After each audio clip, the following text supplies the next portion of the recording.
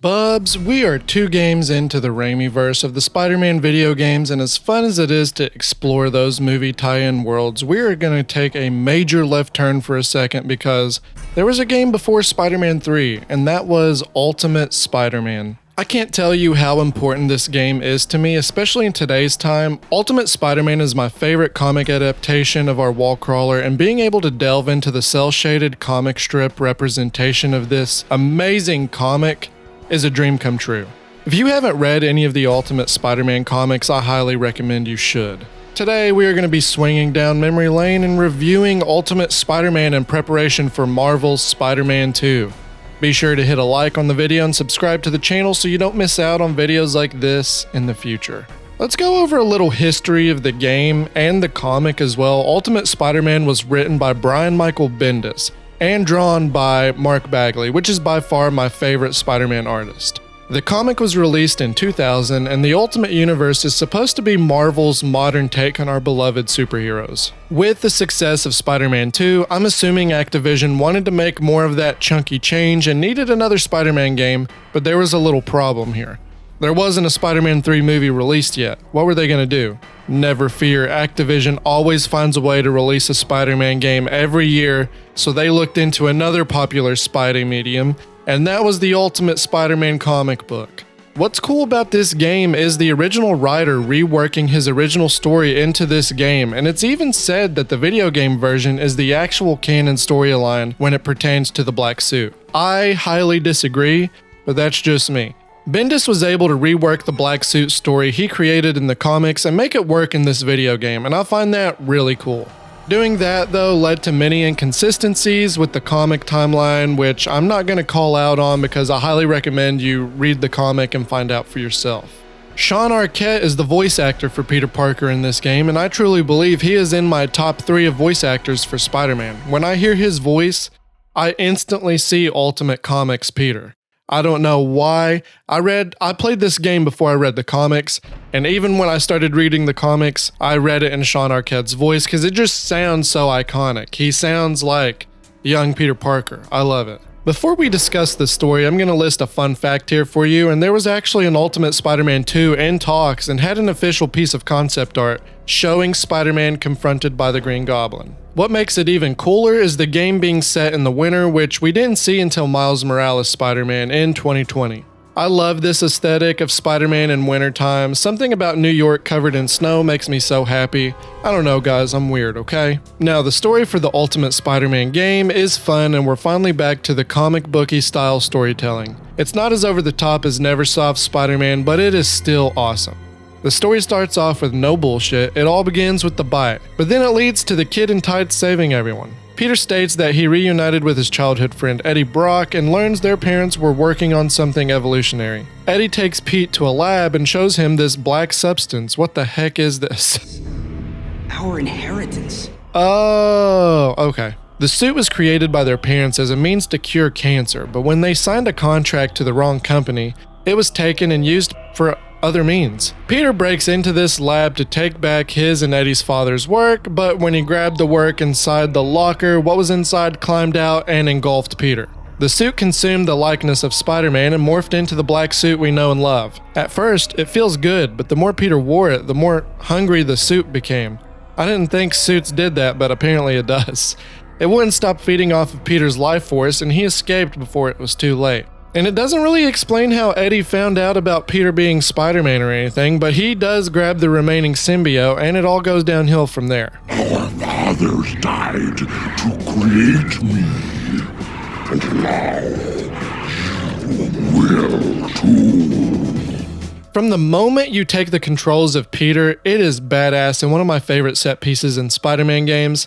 This scene was awesome in the comics and awesome to live through in this game. It's pouring the rain, and as the students are in class, Peter's fighting Venom at Midtown High's football field. Parker leads Venom away before it's too late, and they crash onto a car. Just before Peter can pick himself back up, Venom pulls Peter in to feed. Peter breaks back out, and the fight continues until the police arrive. The cops raise their guns and begin firing at Venom, and Peter sadly witnesses a live electric wire connect to Venom. It's brutal and a little sad. I know Eddie chose to put the suit on, but this wasn't his exact plan. The suit took over before Eddie could really act on anything. All the suit fed off was Eddie's rage.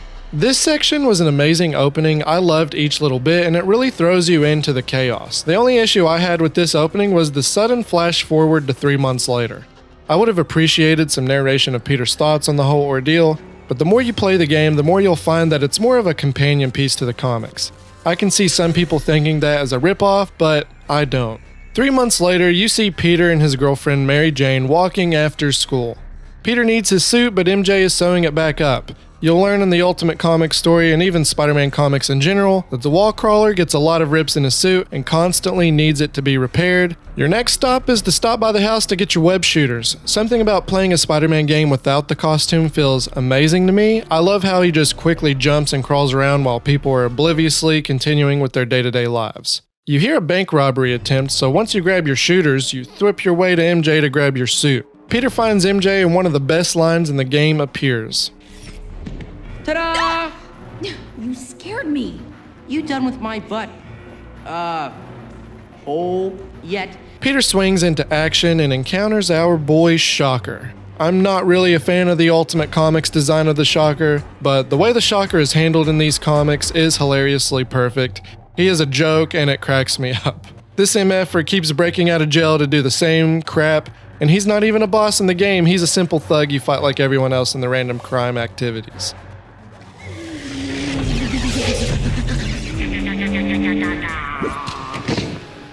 The best thing about this game is not the fact that it's based off my favorite comic book adaptation, but the fact that you get to play as not only Spider-Man, but Venom as well. It flashes back to what Eddie Brock has been up to, and the crazy thing is, he has no idea either, and he has no idea how many days has passed since he last saw Peter. It shows a girl running in the park at night, but gets eaten by our massive symbiote friend. When you get the controls of Venom, it's not what you would expect. Venom has no webs like you're used to seeing Venom have, but instead just uses tentacles to zip himself around. And he can jump massive distances. You feel huge as you crash to the ground. The craziest part of this game, though, blows my mind. I'm not even kidding. You can literally eat a freaking child in this game. What? That is so dark. He has a little Spider-Man balloon and he's so happy right up until you ruin his night by eating the life force from the poor little thing. You keep wreaking havoc until accidentally stumbling upon Wolverine. You destroy his bike and he is mad pissed, bub. First mission on the job is our symbiote and we're facing off against Wolverine? Good God, this was mind-blowing my first playthrough. And to top it all off, you not only win, but you kick the living hell out of him. The cutscene where you punch him back on the ground is brutal, and I couldn't help but laugh at how bad Logan got beat. I know it sucks, but it is what it is. Logan might not be able to die, but he can sure get the snot kicked out of him by our boy Venom.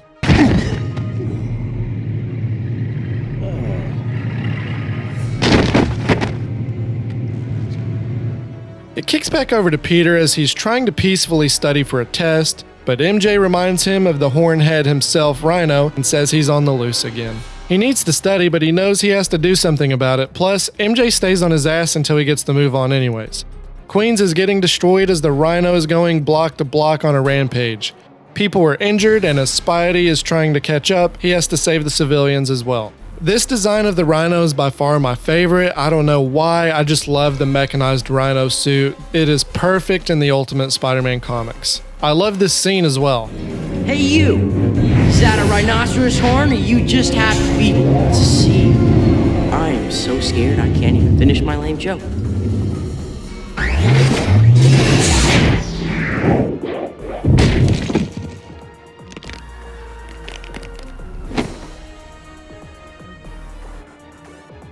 The boss fight itself was one of my favorites as well. You of course have to dodge, but you have a weakness on the Rhino's back, and that's the key to defeating the bub. Once defeated, Peter starts getting the worst migraine of his life, and we find it's due to Eddie and the suit being around. It causes Peter's spider sense to go haywire. He decides to take a few days off from thwipping around, which takes us back to Venom. We see Eddie walking alone as Silver Sable and her men are stalking the poor kid. Unfortunately for them, the suit was alerted of the danger and it takes over and wreaks more chaos around New York. Your goal is plain and simple: survive and destroy. A lot of Venom's missions are like this, but it's a really fun contrast to swinging around and saving the city. We do in fact escape Sable and her crew. We then go back to Peter and see him and MJ are on a field trip to a museum. Peter can't catch a break as his head starts going off the chain once again. You know what that means.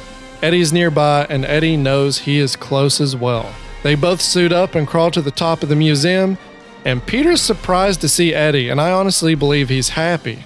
I know Peter didn't want any harm to Eddie, and he's honestly upset about what has happened. Eddie is blinded by his rage though, and the suit attacks.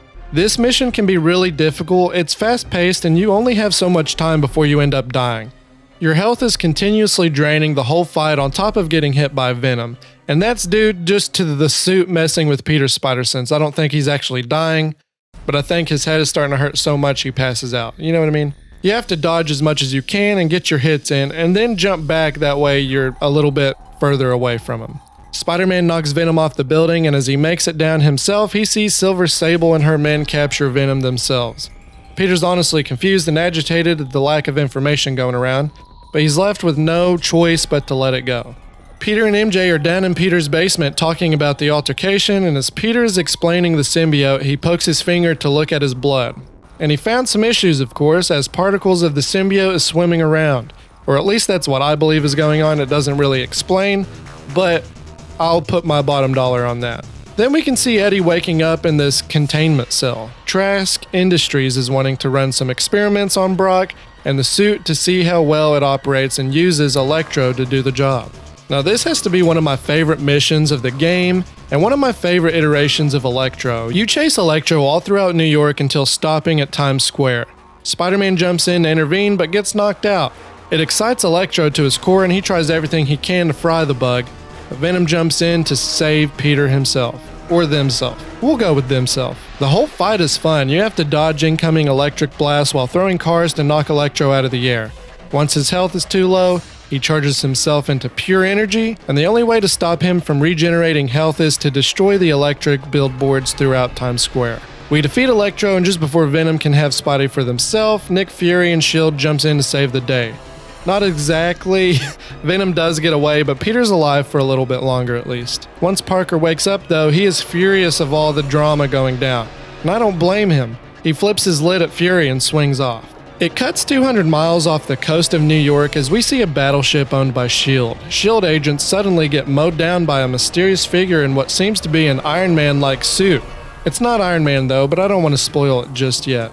Inside the ship, we see the Ultimate Timelines adaptation of the Green Goblin. Before I read the comics, I had no idea who the hell this was for the longest time. I just assumed it was a Hulk wannabe, and to be fair, it kind of is. I love this design nowadays, and I've grown more fond of it, but I do prefer my Goblins smaller and flying on a glider. We see that Norman Osborn was just what the mysterious figure was wanting, and he broke Goblin out. Nick Fury and Agent Carter are shitting their pants at this point, but Fury plays it cool and has hope that it will be contained before Peter Parker finds out. As this little man is flying around New York, Peter instantly encounters the bub and is in haste for answers. Spidey is casually swinging by and gives compliments, but this flying man doesn't like those and tries to blow the webhead up. How freaking rude. Our goal is to stay close to this guy so he doesn't escape, and if you haven't noticed, we've had a few of these missions already. I really don't hate them in all honesty. Yes, it is a little repetitive, but each chase sequence has different obstacles to dodge, and I love web swinging, so it's okay. My favorite part of this little chaos was when the guy flies and destroys a section of a skyscraper, and you have to rescue a civilian trapped in a fire. It's nothing major or complex, but it's little things like this that can really enhance the gameplay of being Spider-Man. You desperately need to stop the ones causing havoc, but sometimes things happen and you have to save people first. It's the top priority. And you really don't see much gameplay sequences like this where you have to save people in buildings. Now, it must be just a product of the time.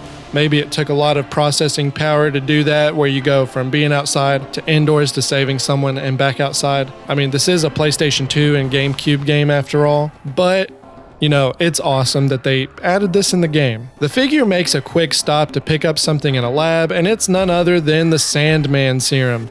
Sadly enough, we do not see the Sandman in this game, but it's a fun little Easter egg. We do get a very brief glimpse of Sandman in the comics, but it was also very much non-existent. You really just see him being tortured by Trask or whatever company's doing these experiments. It makes me wonder what Bendis had against Sandman during his writing of this comic. We chase the man into a building construction site and it's time to fight. The fight is simple though. He flies back and forth across the building, throws a little bit of grenades and stuff here and there, and you just need to dodge his attacks and beat the hell out of the boy. I just realized I never revealed this guy's name and I'm not 100% sure if we get his name until later, so I'm gonna go ahead and reveal it now. It's the Beetle! This is honestly my favorite design of the villain. I love how he's just an evil spy with an Iron Man style suit. It's a lot better of a design than this one anyways. We end up kicking so much ass, Beetle gets the hell out of Dodge to the Latvian embassy.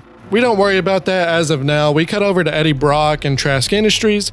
He is being questioned by Adrian Toomes. I find it odd that he's just a little spy and employee for Trask Industries rather than being the Vulture. When I was younger, I also never even realized this was the Vulture. This is all you see him doing, is interrogating Eddie the whole time. He's questioning how the suit was working around Peter, and Brock was explaining that the suit took control of Eddie during their fight with Electro. The suit was more focused on Parker instead of the target at hand. Toomes explains this to Mr. Trask and explains that Peter is in fact Spider-Man. They need Parker for research and they plan to use Eddie to get him. But that falls short as the suit takes over to attack Silver Sable. The suit claims that nobody can have Peter but itself. The boss battles with Sable are hard as hell if not dodging at the right time. She's a force to be reckoned with, but once we kick her ass, she uses her men to try to get Brock captured again. So it's up to us to destroy and feed off these bastards and get out alive. Basically the same mission as we had before. They of course lose Venom again, but they're not too bothered by it. They still have the intel of Parker being Spider-Man and plan to kidnap the boy Wonder themselves. We then cut to Peter talking to MJ and he finds a theory of him being an actual spider, which is pretty funny, and also a little Easter egg due to Spider-Man actually being a spider in one of the previous comics as well.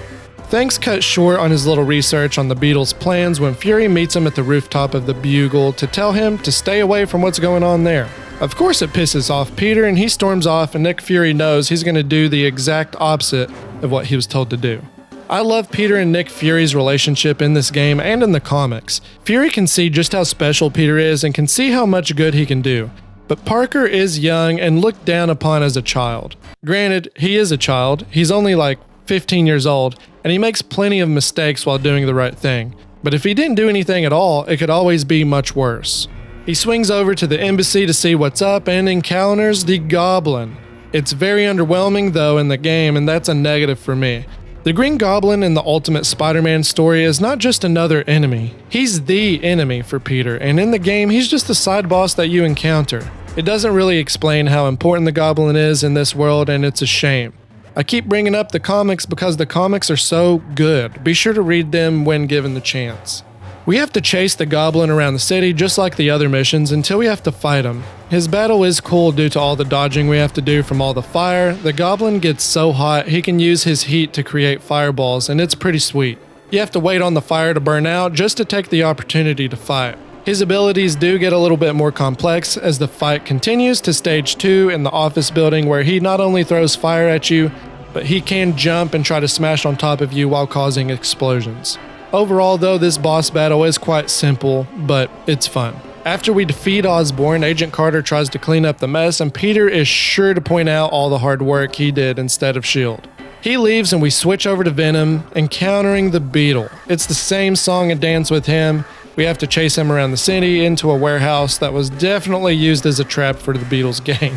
Out of the two battles with the Beetle, this is the one I like the most. There are a lot of lasers, a lot of explosions, and once you tumble the poor Beetle down to the ground, his suit is smoking and the bug is out. These next couple of missions are my favorite in the whole game. We see Sable tranking Parker in the middle of the street, but it's not enough to stop Peter. Might be enough to stop a horse, but lucky for us, Peter Parker isn't Horseman. You have to fight Sable on the bridge without your suit and web shooters, and it's so much fun. Something about fighting without the super suit makes me happy. The color palette of this mission is great as well. We see the sun either rising or setting, I'm not 100% sure on that. It doesn't really tell us what time it is. Destruction ensues over the fight on the bridge, and innocent bystanders get in danger. Thankfully, Sable isn't completely a dick, and her and Parker work together to save them. It doesn't mean she's friends with him though, because as soon as everybody is safe, she shoots more tranks at the poor kid. Just before more fighting happens, Venom jumps in and makes it very clear that nobody is to hurt Peter but them. They kidnap Sable, and even though Peter was getting his butt kicked by the woman, he is too good of a soul to let Venom kill her. He grabs his gear from the car and swings into action. The chase music is intense, and this is one of the harder chases in my opinion. Venom is fast and can jump extreme distances, and if you're not constantly on their tail, you will lose them and fail the mission. It then leads to Venom just throwing the girl on the ground and facing off against Peter. It's a fun battle, and the cutscene of Peter beating the snot out of Venom is so cool. Even though Peter wins that fight, he loses the next fight, which is staying awake. The darts eventually take effect and knock him out, leaving the three passed out in the middle of the road. Wait, never mind. Sable was faking it this whole time and sends Trask Industries to pick them up. Eddie wakes up in his cell at Trask and hears Peter screaming in agony. His cell shuts off, and just before he can exit the lab, he encounters something. What could that something be other than Parker and another experimental symbiote? Eddie suits up himself and fights this game's interpretation of Carnage, which isn't the same as the comics whatsoever. I both like and hate this version of Carnage. I'm not even particularly the biggest fan of the Ultimate Comics version of Carnage either. I like the small design of him, but I don't know, this little Carnage is Venom on coke, is how I would see him. He is squealing and jumping around, killing everyone in his path, and Venom has to defeat the little shit. It's a crazy boss encounter and takes a while to accomplish due to Carnage's healing regeneration factor from feeding off the dead bodies. Once defeated, Venom eats Carnage and spits Peter out, completing Venom's transformation. This is the complete version of Venom, and I mean Eddie and the symbiote both are now one. Eddie can fully control the suit, and the suit willingly works with Eddie. Of course, now that Eddie knows what happened to his and Peter's fathers, he's got a score to settle with Trask. Peter beats Venom to Trask though, but not soon enough. The final battle is awesome. The rain is pouring, the fire is growing, and you have to stop Venom before they knock Trask's helicopter off the skyscraper. This is by far the hardest battle of the game and can take a few trial and errors to beat. At least for me it did. This is an ideal final boss fight with Venom, and I loved every second. After defeating Venom one last time, Peter finally understands the truth of what happened to his and Eddie's father. Trask was using the research for more than just cancer, and Richard Parker wanted the suit disposed of before it was too late. They could always start again in the future, but unfortunately, Eddie's father didn't like that idea and held on to a sample of the suit for himself, and as they were on the plane to go in hiding, Eddie's dad wore the suit that caused the crash. It's heartbreaking to see this is exactly how people's arrogance and selfishness can harm everybody around you. Their fathers had a responsibility to destroy the symbiote, and instead Eddie's father selfishly kept it for himself, which led to their own demise. Fury and S.H.I.E.L.D. come in to clean up the mess. He tries to congratulate Peter on the hard work, but Peter isn't having it. He needs to show Eddie the truth contained inside the file. But Eddie disappeared before Fury arrived. But it's okay, Fury assures Peter that they will find Eddie. But it's too late in the next scene. Eddie finds Trask in prison and makes it very clear how upset he is on how Trask didn't get true justice. So Eddie takes it upon himself to eat the bastard himself. It then cuts to a beautiful day and MJ is trying to comfort Peter. He is down over Eddie. He's unsure on if he's scared of Eddie or for him. Eddie might be gone, but not forever. Venom jumps off into the night to wreak his own deeds, and Peter and MJ hug into the sunset. It's bittersweet. I love the story of this game, but it is very short-lived. From the little story we get, we see it's about how connected Peter and Eddie are. No matter what, they have a connection nobody else could have, and it's connected even tighter with the symbiote. This game basically explains an origin story of a sort for Venom, and as cool as that is, it's not enough to fully satisfy me. It doesn't make me hate the game, but the game's story is so back and forth with the characters, it makes the actual narrative scrambled and wonky for me. Some people might not agree, but I can't help it. Plus, I just prefer the true story in the comics compared to this. Let's talk about the gameplay. This is the second open world city game for our webhead, and when it comes to the world, this game is a huge improvement of its predecessor. The city is beautiful, and the cel-shaded graphics mixed with its comic-accurate representation of Mark Bagley, it is still, to this day, beautiful. At the time, this was a much better design on a graphical standpoint compared to trying to create a realistic world at the time. They improved the activities to keep us occupied longer, and although they are repetitive, they are fun to an extent. We have some random crime events from Spider-Man 2, but we also get 3 other activities such as finding hidden tokens scattered throughout the cities. I'd say out of all the activities, this one is by far the hardest. They have over 100 of these throughout the map, and once there are a few left, it can be very difficult to find without looking up where they are. The next activity are the crime events. These are just simple crime objectives where you follow the arrow to the group of thugs and kick their ass. Granted, the later ones that you unlock can be a little challenging, considering some of these thugs have stronger weapons and even jetpacks. And then the last activity are the races, and these are my favorite. In the game, you meet our boy Johnny Storm, and I love that you see him and Peter's friendship in the game. It was a fun dynamic in the comic, and you can feel how close they are just in these few scenes we see of the two. You race him and unlock racing challenges, and the more you complete these races, you then unlock harder races against Johnny Storm. Now, like I said, these activities can be repetitive, but if you grind the game, you do get rewarded with the costumes for Spidey. It's totally up to you to do it, but I know I'm not the only one who wanted to swing around the city in the ultimate Spider-Man black suit. The fighting was fun to an extent, but I feel a lack of control with Spider-Man with his fights. He's jumping around, and there were times when he'd bounce off the wall and attack when I had no intentions on doing that. It's not a huge problem, but it does throw me off, and it ruins the immersion of the gameplay. The swinging was fun to say the least. I both love and hate it compared to Spider-Man 2. They removed the charge jump and speed boost.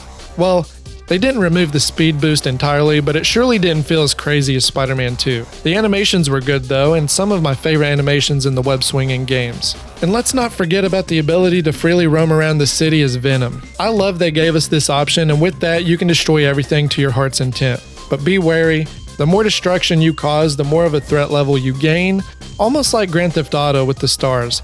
The more havoc you cause, the stronger enemies come to defeat you, and it was a lot of fun. Ultimate Spider-Man is a game I have so many fond memories of, and I would honestly list it in my top 3 Spider-Man games on a personal level. But upon replaying the game, I find myself feeling a little sad. The gameplay and graphics hold up spectacularly, but the story is the biggest problem. I thought the story was so fun as a kid, and I still feel it's fun, but I feel the story was very, and I mean very short-lived. Not only that, but scatterbrained. It eventually went back to the main story, but not much really happened in certain missions, and some characters were portrayed terribly compared to the comic adaptation. The Green Goblin in particular. I understand the game is about Venom as the big bad, but the Green Goblin is the, in all caps, big bad. And he was barely in the game. Replaying this after I read the comic series really left a sour taste in my mouth on the game, and that's okay. I'll always have the comics to read for that. But it would have been cool to see a little bit more care in the story of this game. I still give Ultimate Spider-Man a B+, and I highly recommend any webhead fan to play the game. If you've played Ultimate Spider-Man or even read the comics, be sure to tell me your favorite part of the game and the comics below. And don't forget to leave a like and subscribe to the channel so you don't miss out on any Spider-Man videos in the future. And until next time, take it easy, bubs.